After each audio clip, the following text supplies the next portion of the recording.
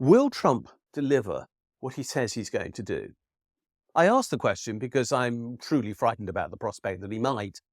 And when considering it, I have a sort of feeling of inverted déjà vu.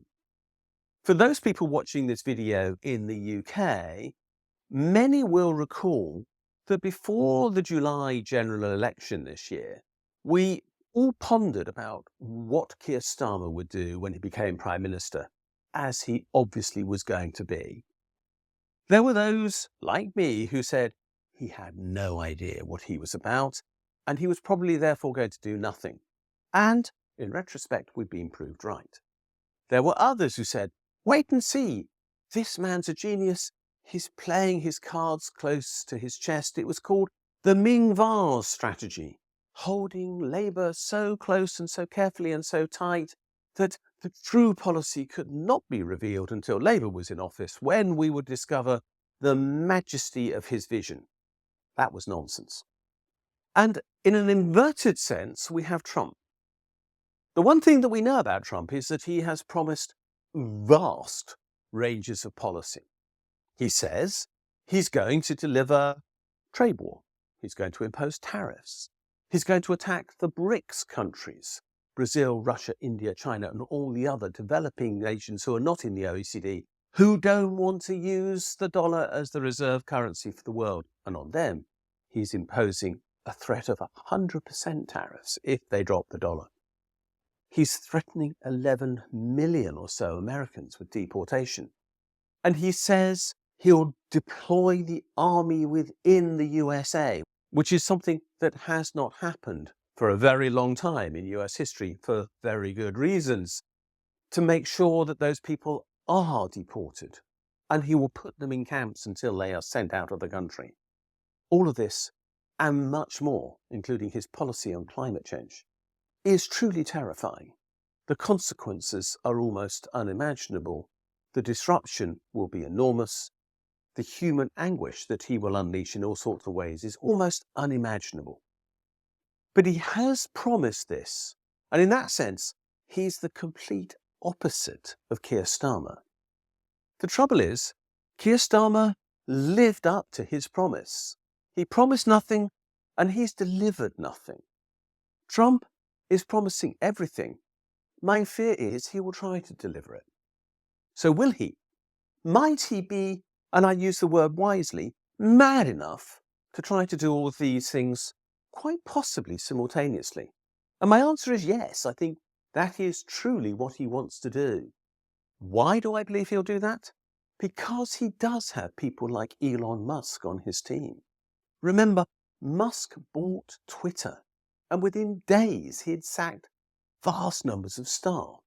He had gutted the organisation of the very essence of what it was in some ways, removing all the controls and checks and balances that made Twitter at least an approximately safe place in which to exchange opinion, and making it into something pretty noxious that most of us now want to avoid as a consequence. He's got plenty of others from the same camp in his cabinet. This is the richest, most remote from the population of the USA cabinet in the history of that country. It is made up very largely of billionaires, by definition, an extraordinarily unusual breed of people, almost out of touch with reality because their wealth makes them so.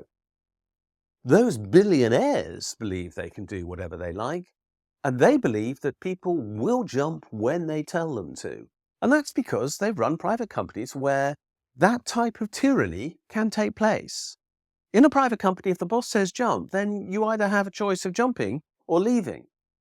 But if that's the way in which the USA is going to be managed, people haven't got the choice of leaving.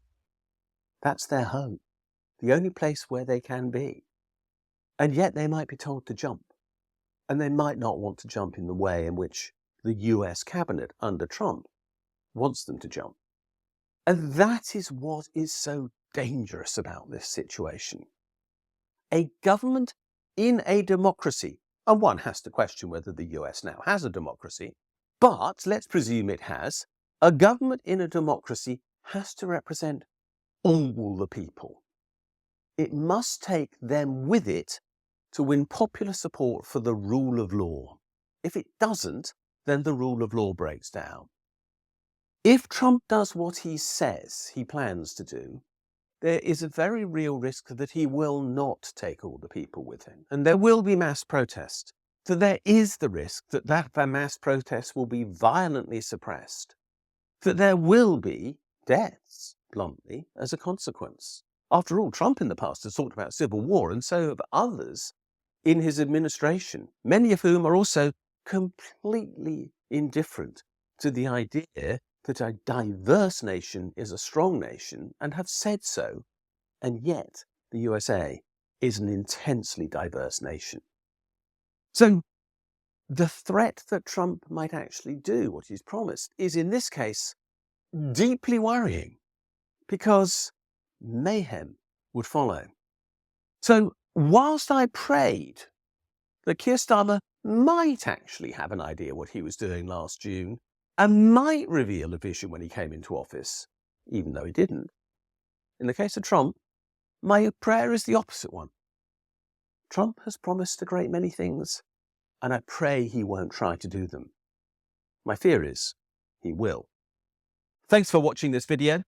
If you like what you've seen, please subscribe to this channel and push that bell button that tells you when we posted something new. You can also find me on Twitter at Richard J. Murphy. And more importantly, you can follow my blog, the Funding the Future blog.